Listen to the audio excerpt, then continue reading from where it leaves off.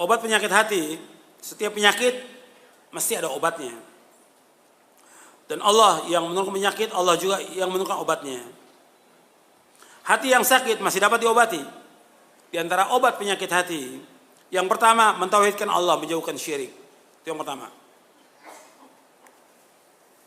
Yang kedua, dan ini harus kita terus berusaha bagaimana memperbaiki hati kita. Di awal saya jelaskan bagaimana pentingnya hati. Bahwa kalau hati ini baik, seluruh tubuh kita akan baik. Kalau hati jelek, seluruh tubuh akan jelek. Nabi bersabda, "Ala inna fil jasad mudghatan idza salahat salaha jasadu kullu wa idza fasadat fasada al jasadu kullu ala wa yal qalbu." Kata Nabi, dalam tubuh manusia ada segumpal daging. Kalau daging ini baik, baik seluruh tubuhnya. Kalau daging ini jelek, jelek seluruh tubuhnya. Segumpal daging itulah hati. Makanya harus kita perbaiki. Hati ini perbaiki. Kalau kita lihat orang-orang yang tamak pada dunia, hatinya rusak mereka. Rusak. Makanya kalau kita lihat rusaknya umat yang ada ini, ya karena mereka tidak yakin kepada akhirat dan tamak kepada dunia. Tidak tamak. Mereka tidak yakin kepada akhirat dan tamak kepada dunia. Rusak mereka. Sedangkan generasi yang pertama, mereka itu baik. Kenapa? Yakin kepada akhirat. Yakin mereka kepada akhirat. Dan enggak menganggap apa dengan dunia ini. Zuhud mereka pada dunia. Maka mereka adalah baik, orang-orang yang baik. Makanya kita harus perbaiki. Ibadah kita harus perbaiki. Hati kita perbaiki. Jadi setiap kita ngaji ini coba kita perbaiki hati kita. Hati kita ini harus kita bersihkan. Harus kita bersihkan. Sebab orang yang membersihkan hatinya orang yang sukses. Qad aflaha man zakkaha wa qad khaba man dassaha. Sungguh bahagia, beruntung, sukses orang yang membersihkan hatinya. Dan sungguh rugi orang-orang yang mengotori hatinya. Dan kenapa? Dengan perbuatan dosa dan maksiat. Dan kita bisa lihat orang-orang yang hatinya sakit kelihatan dari perbuatannya. Dari ketamakannya. Kelihatan. Tamak dia kepada dunia. Tamak kepada harta. Tamak kepada kedudukan. Tamak kepada yang lainnya. Antum bisa lihat. Kita nggak tahu tentang hatinya dia. Tapi kita lihat dari perbuatannya. Dari perbuatannya. Makanya kita harus berusaha. Setiap kita ibadah kepada Allah. Setiap kita mengaji. Coba. Usahakan ngaji kita, nuntut ilmu kita mengajar, dapat membersihkan hati kita. Tambah takut kita kepada Allah, tambah harap kita kepada Allah, tambah tawakal kita kepada Allah. Itu disebutkan oleh Al-Imam Ibn Rajab dalam kitabnya Fadlu Ilmi Salaf. Beliau Ibn Rajab rahimahullah menyebutkan bahwa di antara ilmu yang bermanfaat, tandanya ilmu itu tambah takut dia kepada Allah, tambah harap dia kepada Allah, tambah yakin dia kepada Allah, tambah tawakal dia kepada Allah, tambah dia cinta kepada Allah dan yang lainnya. Dan dibuktikan dengan amal-amal soleh. Anda bisa lihat dalam Fadlu Ilmi Salaf Al-Khalaf. Kemudian yang kedua, yaitu kita diantara membersihkan hati ini menuntut ilmu syar'i dan mengamalkannya. Maka kita harus terus menuntut ilmu. Dan setiap kita menuntut ilmu kita introspeksi. Sebab ada juga orang yang ngaji nggak manfaat ilmunya. Ngaji bertahun-tahun nggak berusaha dia untuk memahami apa yang dikaji. Nggak berusaha untuk mengamalkan, nggak ada manfaat ngaji yang seperti itu. Makanya setiap ngaji itu berusaha introspeksi. Bagaimana saya ngaji ini, tambah nggak ilmu saya? Saya udah mengamalkan atau belum? Coba saya berusaha untuk membersihkan hati saya. Harus. Sebab dia harus menyadari bahwa dirinya banyak kurang, dirinya banyak dosa, hatinya kotor, dia harus bersihkan. Begitu orang yang beriman, mestinya seperti itu. Sebab kalau penyakit hati, saya ambil contoh umumnya. Ini juga penjelasan Ibnu Qayyim di buku ini di Idatus Sabin wa Dzar Syakin. Ada orang yang punya penyakit hati bakhil umumnya. Contohnya bakhil. Ya. Bakhil itu pelit, kikir, kedekut. Itu pelit. Itu bakhil. Ya. Ya kalau disebut bakhil, enggak akan bertemu antara iman dengan bakhil, enggak ketemu kata Nabi. La yajtami'u syuh wal imanu fi qalbi 'abdin abada kata Nabi. Dia akan bertemu antara iman dengan kebakhilan dalam hati seorang mukmin selamanya kata Nabi. Maka ada orang yang beriman mesti nggak ada kebakhilan. Tapi kita lihat kata Ibnu Qayyim ada orang yang bakhil. Meskipun dia sholat 1000 rakaat nggak hilang bakhilnya kata Ibnu Qayyim. Karena apa? Sholat nggak bisa menghilangkan kecuali dia menyadari saya ini bakhil. Saya harus bersihkan hati saya. Dan kenapa? Banyak sedekah, banyak infak, memberikan kepada orang. Menyadari itu. Makanya kita juga begitu nuntut ilmu. Kita harus memahami apa yang disampaikan. Sebab kata Imam Bukhari dalam sahihnya di Kitabul Ilmi, al-ilmu al-fahmu. Ilmu itu faham. Ilmu itu faham. Maka Nabi bersabda, "Man yuridillahu bi khairan yufaqihu fid din." Barang siapa yang dikehendaki Allah kebaikan padanya, diberikan pemahaman tentang agama. Hadis sahih dari Bukhari Muslim dari sahabat Muawiyah radhiyallahu anhu. Muawiyah bin Abi Sufyan radhiyallahu anhu. Dan untuk perhatikan bahwa kita setiap ngaji, setiap ilmu harus bertambah iman kita, bertambah ilmu kita. Jangan cuma ngaji begitu aja tapi tetap aja tamak pada dunia, tamak kepada harta. Enggak ada manfaatnya pengajiannya itu. Mesti berusaha kita membersihkan hati kita setiap kita ngaji. Ilmu ini harus diamalkan. Dan kita berusaha bagaimana kajian-kajian ini menambah iman kita kepada Allah, menambah takut kita kepada Allah, menambah baik hubungan kita dengan Allah, dan menambah baik hubungan kita dengan manusia, terutama orang tua kita, istri kita, anak kita. Itu harus baik hubungan kita dengan mereka. Kemudian yang ketiga, diantara kiat untuk obat penyakit hati, yaitu menjauhkan diri dari perbuatan dosa dan maksiat. Dan ini panjang pembicaraannya tentang dosa dan maksiat. Saya anjurkan antum baca buku Ad-Da' wa Dawa karya Ibnu Qayyim, dan sudah diterjemahkan bahasa Indonesia. Ad-Da' wa Dawa, bagus sekali itu. Penjelasan Ibnu Qayyim tentang penyakit dan obatnya. Antum baca buku itu, bagus sekali. Ad-Da' wa Dawa, penyakit dan obatnya. Kemudian yang keempat, untuk membersihkan hati ini, berzikir dan istighfar. Kita harus terus berzikir kepada Allah Taala siang dan malam, sebab Allah menyuruh kita, ya ayyuhalladzina amanu dzkurullaha dzikran katsira wasabbihuhu bukratan wa asila. Wahai yang beriman, berzikirlah kepada Allah dengan zikir yang banyak, bertasbih kepada pagi dan petang. Zikir setiap waktu, setiap keadaan berzikir. Jangan tinggal itu. Di mana keadaan kita? Di mobil, duduk, zikir kepada Allah. Di tempat majelis taklim, zikir kepada Allah. Kita naik motor, zikir. Kita bawa mobil, zikir. Hatta antum lagi parkirin panitia ini, zikir kepada Allah. Zikir jangan tinggal. Sebanyak-banyaknya akan menghidupkan hati. Ingat kepada Allah Subhanahu wa taala, dan istighfar, banyak minta ampun kepada Allah Subhanahu wa taala atas semua dosa. Dan orang yang banyak berzikir, hatinya akan tenang. Alladzina amanu wa tatma'innu qulubuhum bidzikrillah. Ala bidzikrillah tatma'innul qulub. Orang-orang beriman dan hati mereka tenang dengan zikir kepada Allah. Ketahuilah dengan zikir kepada Allah hati akan tenang. Tenang kita dengan banyak berzikir kepada Allah. Hadis ayat ini dalam surah Ar-Ra'd ayat 28. Kemudian istighfar, banyak istighfar. Setiap waktu istighfar. Yang paling baik waktunya istighfar di waktu sahur menjelang subuh. Wabil asharihum yastaghfirun. Di waktu sahur mereka istighfar. Nabi lakukan demikian sallallahu alaihi wasallam 100 kali. Astagfirullah, astagfirullah 100 kali. Atau astagfirullahaladzim, atau juga astagfirullahaladzim alladzi la ilaha illa huwal hayyul qayyum wa atubu ilaih. 100 kali kita baca. Nabi dalam sehari istighfar dan taubat kepada Allah 100 kali. Itu kita lakukan. Banyakkan istighfar kepada Allah. Dan setan itu akan kalah dengan kita banyak zikir dan istighfar. Kalah dia. Dengan banyak zikir, istighfar kalah. Makanya Nabi memberikan perumpamaan, zikir ini seperti benteng yang kokoh. Nabi memberikan perumpamaan, setan itu mengejar. Jadi musuh itu mengejar kita. Kemudian kita masuk ke benteng yang kokoh, musuh nggak akan bisa masuk. Zikir ini kata Rasulullah seperti benteng yang kokoh.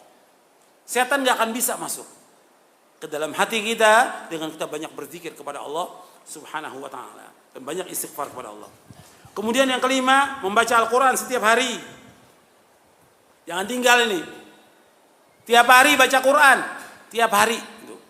Nabi bersabda SAW, "Iqra'ul Qur'an, fa innahu ya'ti yaumal qiyamati syafi'an li ashabihi."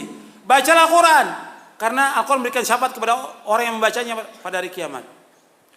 Kita harus baca Al-Quran, terutama surah apa? Al-Baqarah. Al-Quran tetap kita baca, Al-Baqarah juga kita baca. Artinya surah yang lain juga kita baca. Al-Baqarah tiap hari juga kita baca. Kata Nabi SAW dalam hadis yang sahih yang diriwayatkan oleh Imam Muslim, "La taj'alu buyutakum maqabira, inna syaitana yanfiru minal baiti alladhi tuqra'u fi suratul Baqarah." Jangan kamu jadikan rumah kamu seperti kuburan. Sesungguhnya setan lari dari rumah yang dibacakan surah Al-Baqarah. Baca Al-Baqarah tiap hari. Setan akan lari dari rumah yang dibacakan surah Al-Baqarah. Jadi, tiap hari seorang muslim harus baca Quran. Itu ingat itu. Jadikan jadwal rutin. Pagi baca, siang baca, sore baca, malam baca. Kalau nggak mampu itu Pagi pada subuh baca, yang kedua pada maghrib baca. Antum baca, istri antum baca, anak antum. Tiap hari, perhatikan itu. Jadi pulang kerja, jam 4 udah pulang kerja. Jangan pakai lembur. Nggak ada lembur. Jam 4 sudah pulang, antum mandi, antum baca zikir sore. Duduk sampai maghrib. Pada maghrib kumpul dengan istri. Antum baca, istri baca, anak. Tiap hari seperti itu. Nikmat rumah tangga yang seperti itu. Nikmat. Dan ini yang diajarkan oleh para ulama salaf. Seperti itu. Pagi mungkin gak sempat karena kita mau kerja, mau dagang. Si ibu juga sibuk, anaknya mau sekolah. Bikin sarapan. Sebentar dibaca. Berapa ayat baca. Kemudian nanti kalau kita waktu pada asar luang, samping zikir, baca lagi, murojaah. Kalau antum bisa menghafal, antum hafalkan 1 ayat. Saya minta pada yang hadir ini 1 ayat. Nggak banyak, 1 ayat 1 hari, 1 ayat. Nggak bisa 1 hari, 1 minggu 1 ayat, masa nggak bisa? 1 pekan 1 ayat, masa nggak bisa? Coba antum usahakan untuk hafal. 1 pekan 1 ayat. Jadikan rutin itu. Insya Allah hati antum akan hidup. Dengan Quran ini akan hidup. Akrab kita dengan Quran. Sebagaimana para ulama salaf akrab dengan Quran. Kalau sekarang kan cuma label doang. Ya, label salaf, baca Quran nggak pernah. Nggak bisa baca Quran. Suruh ini apa? Nggak tahu Ustaz. Apa ini? Ini apa ya begini ya? Muter gini ya? Nggak tahu Ustaz. Ini wow. Nggak ngerti kenapa? Ya salaf, nggak tahu, baca Quran nggak tahu. Ini juga mungkin yang ngaji dia nggak bisa baca Quran. Antum belajar, jangan tunda hari ini belajar. Nggak ada istilah terlambat. Dulu para ulama ada umur 50 tahun masuk Islam, belajar sampai dihafal Quran. Umur 50 tahun baru masuk Islam. Nggak ada istilah terlambat dalam Islam, tidak ada terlambat. Sekarang perbaiki. Nggak bisa baca Quran, sekarang baca Quran. Sekarang belajar, cari guru, datangi ke masjid. Datang, nggak ada istilah malu, nggak ada malu dalam kebaikan, nggak ada malu, nggak ada nuntut ilmu malu, nggak boleh, bukan pada tempatnya. Soal berjamaah malu, bukan pada tempatnya. Malu bukan pada tempatnya itu. Jadi antum belajar, baca Al-Quran. Karena antum kalau nggak bisa baca, gimana? Antum mengajarkan anak, istri, harus bisa. Antum pakai pemimpin laki-laki ini. Dan kita wajib menjaga diri kita dan keluarga kita. Kenapa? Ya ayyuhalladzina amanu qu anfusakum wa ahlikum nara. Wahai yang beriman, jaga diri kamu dan keluarga kamu dari api neraka. Mulai sekarang antum harus bisa baca Al-Quran dan lancar bacanya. Dan harus berusaha di samping baca, menghafal. Yang keenam, untuk membersihkan hati kita, taubat kepada Allah. Setiap hari, bertaubat. Nabi bertaubat kepada Allah 100 kali. Dan Nabi juga membaca, Rabbighfirli wa tub alayya innaka anta tawwabul ghafur. Rabbighfirli wa tub alayya innaka anta tawwabul ghafur. Ini bacaan ini, antum bisa baca setelah selesai sholat duha. Nabi selesai sholat duha baca ini. Sebagian diriwayatkan oleh Imam An-Nasai dalam kitabnya Sunan Al-Kubra dan sahih riwayatnya. Sahih riwayatnya. Ya Rabbighfirli wa tub alayya innaka anta tawwabul ghafur. Atau Rabbighfirli wa tub alayya innaka anta tawwabur rahim. Antum baca itu 100 kali setelah sholat duha. Sholat duha 2 rakaat. Waktunya setelah matahari agak tinggi.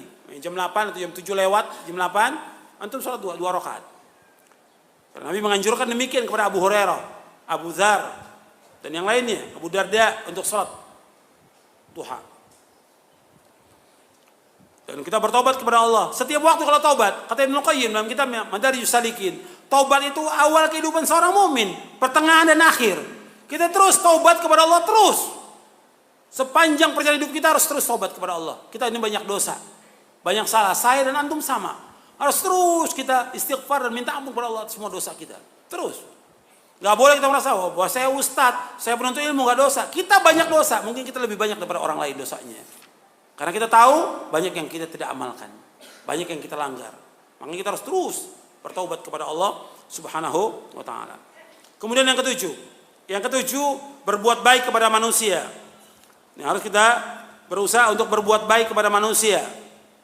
Berbuat baik kepada orang tua, istri, anak, kepada sanak famili, kepada tetangga dan yang lainnya. Antum bisa baca nanti surah An-Nisa ayat 36. Surah An-Nisa ayat 36. Antum catat itu. Nanti antum baca di rumah. Wa'budullaha wa la tusyriku bihi syai'an wa bil walidayni ihsana wa bidzil qurba wal yatama wal masakin wal jari dzil qurba wal jari dzul washabil jambi sampai akhir. Antum baca itu. Bagaimana kita disuruh berbuat baik kepada orang tua, berbuat baik kepada tetangga, pada sanak kerabat, tetangga yang dekat, tetangga yang jauh, anak yatim, ibnu sabil, dan yang lainnya. Disuruh oleh Allah kita berbuat kebaikan. Dan orang yang sering berbuat kebaikan, banyak menolong orang, banyak sedekah, karena Allah adalah orang yang paling lapang hatinya. Orang yang banyak sedekah, banyak memberi kepada orang, hatinya lapang dia. Hilang itu, kotoran-kotoran hati itu akan hilang darinya. Karena dia terus untuk berbuat baik. Dan dia adalah orang yang bermanfaat. Kata Nabi, khairun nas anfa'uhum linnas. Sebaik-baik manusia yang bermanfaat buat manusia yang lainnya.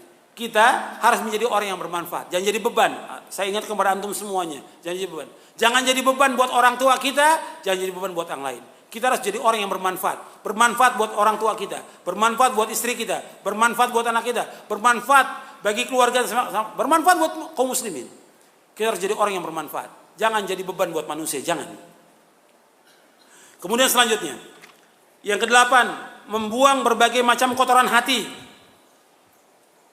Kita harus buang ini, semua kotoran hati, ya, seperti cinta dunia, ketamakan, kesombongan, ujub, bangga diri, dikuasai hawa nafsu, hasad, dengki, iri, bakhil, pelit, kikir, kedekut. Sifat nifak, sifat riya, sifat sum'ah, senang pamer, sifat pengecut, sifat curang, tidak jujur. Ini semua penyakit hati yang harus dihilangkan.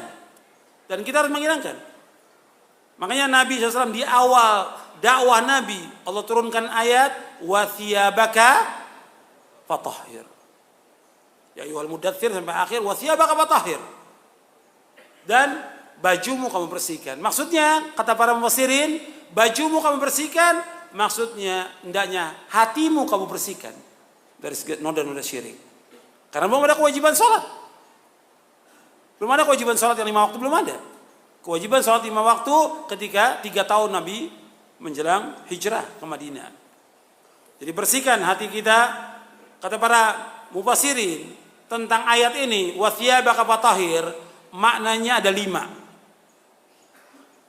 Yang pertama, bersihkan hatimu dari kotoran syirik, riya, cinta dunia, ketamakan, bersihkan. Yang kedua, bersihkan akhlakmu dari akhlak yang jelek kepada akhlak yang baik. Yang ketiga, bersihkan amalmu. Jadi amal-amal ini harus kita bersihkan dari yang gak sesuai dengan sunnah Nabi SAW. Yang keempat, yaitu kita harus bersihkan baju kita. Karena kita akan sholat. Sholat itu harus bersih dari najis. Baju kita, pakaian kita harus bersih dari najis. Wa thiyabaka fatahhir. Yang kelima, maknanya wa thiyabaka faqassir. Kata Imam Tawus, bajumu kamu bersihkan maksudnya artinya kamu potong. Yang laki-laki nggak boleh kainnya, celananya, bajunya lebih dari mata kaki, nggak boleh. Harus di atas mata kaki yang laki-laki. Wa thiyabaka faqassir. Itu disebutkan oleh Imam Al-Baghawi dalam tafsirnya. Bersihkan. Maksudnya laki-laki nggak boleh lebih dari mata kaki. Dia harus berusaha untuk di atas mata kaki kainnya.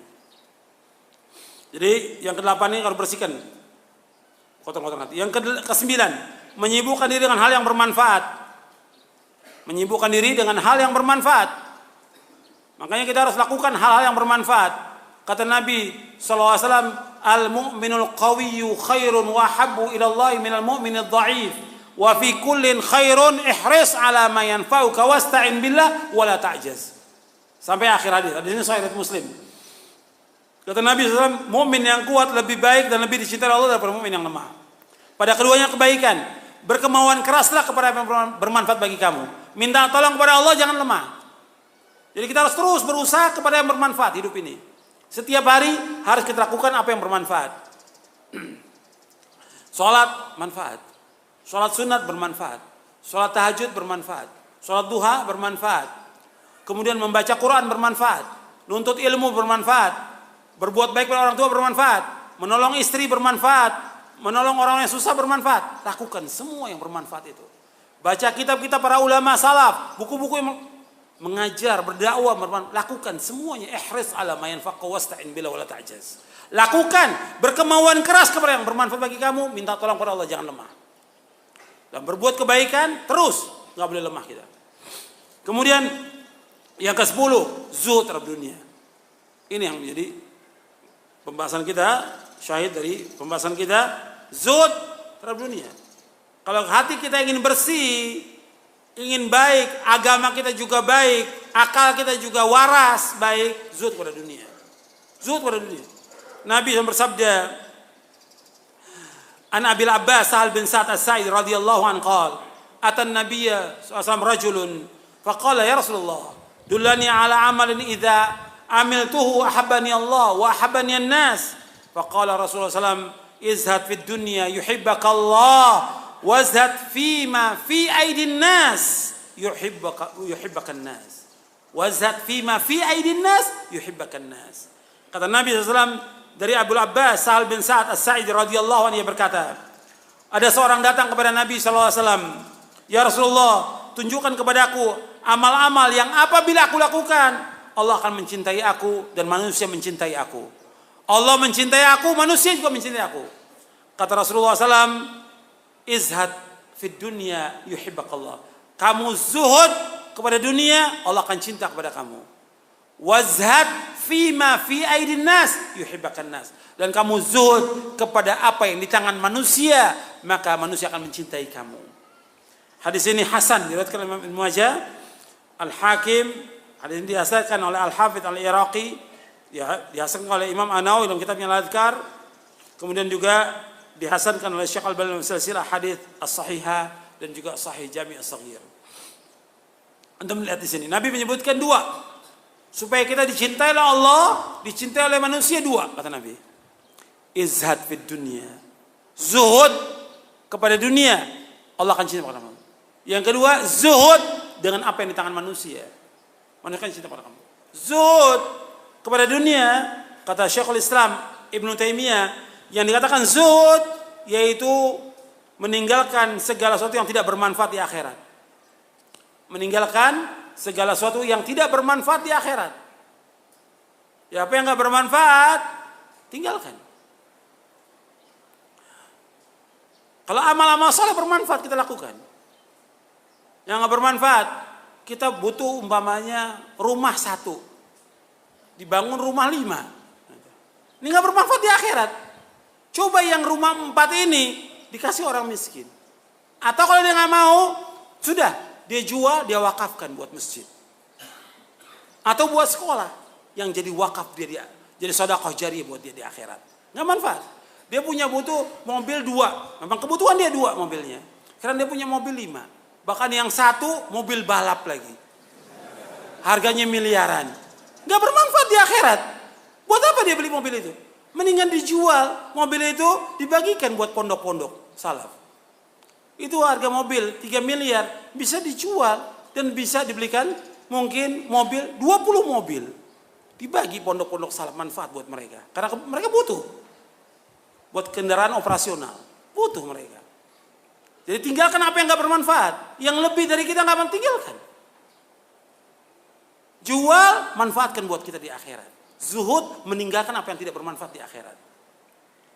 Kalau wara, meninggalkan apa yang berbahaya di akhirat. Itu wara. Itu dijelaskan oleh Syekhul Islam dalam Majmu' Fatawa di juz yang ke-10. Kemudian seorang muslim tidak boleh terberai dengan dan tidak boleh tertipu dengan gemerlapnya dunia yang fana dan juga fata morgana. Enggak boleh kita tertipu dengan dunia ini, enggak boleh tertipu. Dan Allah menyebutkan dalam surah Fatir ayat 5, ya ayuhan nas inna wa'dallahi haqq fala taghurrannakumul hayatud dunya wala yughurrannakum billahil gharur. Wahai manusia, sungguh janji Allah itu benar. Jangan kehidupan dunia memperdayakan kamu dan janganlah setan yang pandai menipu memperdayakan kamu tentang Allah SWT. Jadi jangan kita tertipu dengan dunia. Kemudian yang ke-11, kita banyak berdoa kepada Allah. Berdoa agar Allah membersihkan hati kita, agar Allah memberikan petunjuk, ketakwaan, kecukupan kepada kita. Allahumma inni as'alukal huda wat tuqa wal afafa wal ghina. Allahumma inni as'alukal huda wat-tuqa wal afaf. Ya Allah, aku minta kepada Engkau petunjuk. Wat-tuqa, ketakwaan. Al-afaf, terpelihara, wal ghina, kecukupan. Cukup. Dan kita harus zuhud dengan dunia ini, harus zuhud dengan dunia. Dan untuk lihat baiknya generasi pertama dengan zuhud. Kata Nabi SAW dari sahabat Abdullah bin Umar, dia memarfukan hadis ini kepada Nabi. Sebagian ulama mengatakan bahwa di sini perkataan Ibnu Umar. Sebagian mengatakan ini marfu sampai ke Rasulullah. Kata Ibnu Umar radhiyallahu anhuma, "Salahu awwali hadhil ummah biz-zuhdi wal yaqin wa halaku akhiriha bil bukhli wal amal." Baiknya generasi yang pertama dari umat ini dengan zuhud dan keyakinan, dan hancurnya atau rusaknya atau binasanya akhir umat ini dengan sebab bakhil, pelit, kikir, kedekut, wal amal, dan panjang angan-angan. Hadis ini hasan diriwayatkan Imam Tabrani dan dihasankan oleh Syekh Al-Albani dalam silsilah hadits as-sahihah di juz yang ke-7. Hadis ini diriwayatkan oleh Imam Tabrani dalam Mu'jam Al-Awsat. Kemudian, ikhwani, azakumullah, yang terakhir yang perlu saya ingatkan, kecintaan manusia kepada harta ini membinasakan. Nabi pernah menunjukkan kepada sahabat dinar dan dirham. Kata Nabi, "Inna hadha dinara wa dirhama ahlaka man kana qablakum wa huma muhlikakum." Kata Nabi, dinar, mata uang emas dan mata uang perak pernah membinasakan orang-orang sebelum kamu, dan keduanya akan membinasakan kamu, kata Rasulullah.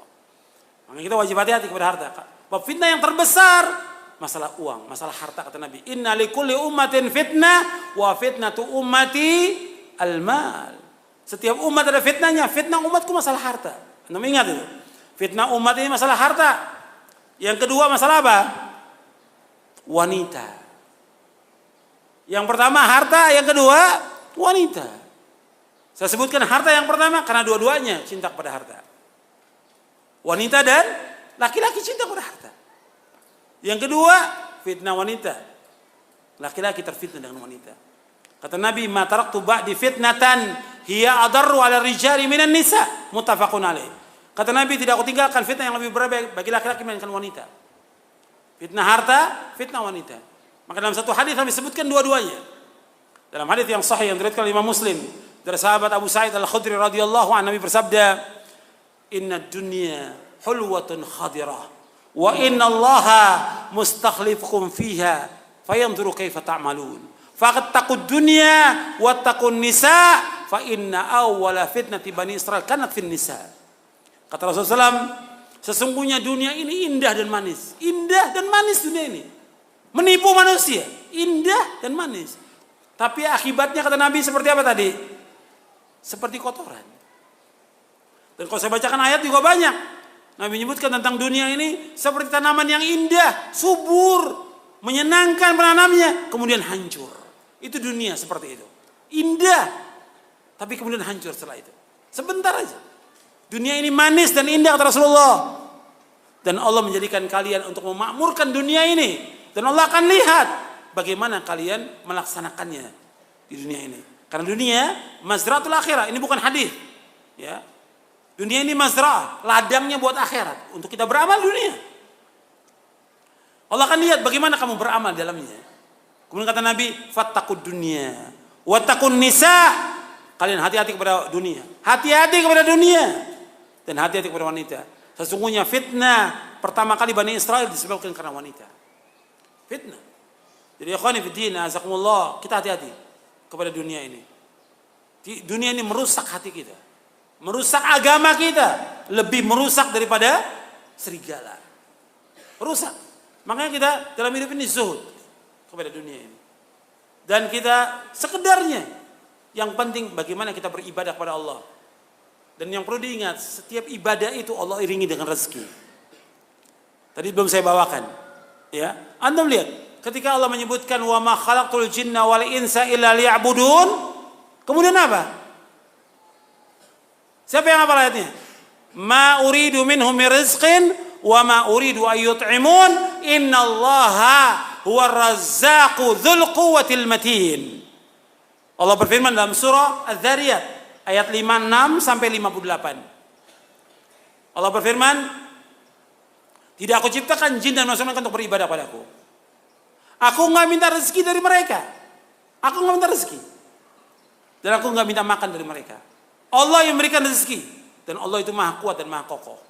Antum lihat, di sini Allah suruh ibadah, di samping ibadah Allah apa? Sebutkan apa? Tentang rezeki. Itu satu. Saya sebutkan dua. Dalam surah Ali Imran. Ketika disebutkan tentang Maryam. Maryam, dia radhiyallahu anha wa ardaha. Yang termasuk Sayyidah al-Jannah. Dipelihara oleh Nabi Zakaria alaihissalam. Maryam sudah didatangkan oleh ibunya untuk ibadah. Ibadah Maryam di mihrabnya. Nabi Zakaria, kullama dakhala 'alaiha Zakaria al-mihraba wajada 'inda rizqa. Qala ya Maryam anna laki hadha? Qalat huwa min 'indillah. Inna Allah yarzuqu man yasha'u bighairi hisab. Antum perhatikan itu. Setiap Zakaria masuk ke mihrabnya dapat makanan, buah-buahan dan segala macam. Padahal Maryam enggak keluar, ibadah terus kepada Allah. Ditanya oleh Zakaria, dari mana Maryam?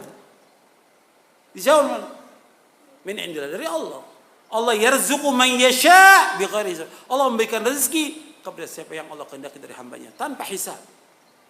Perhatikan, ibadah dikasih rezeki oleh Allah.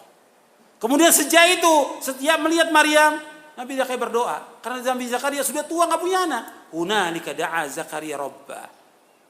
Rabbi habli min ladunka dzurriyyatan thayyibah innaka sami'ud du'a. Berdoa, dikasih anak oleh Allah Taala. Diberikan keturunan.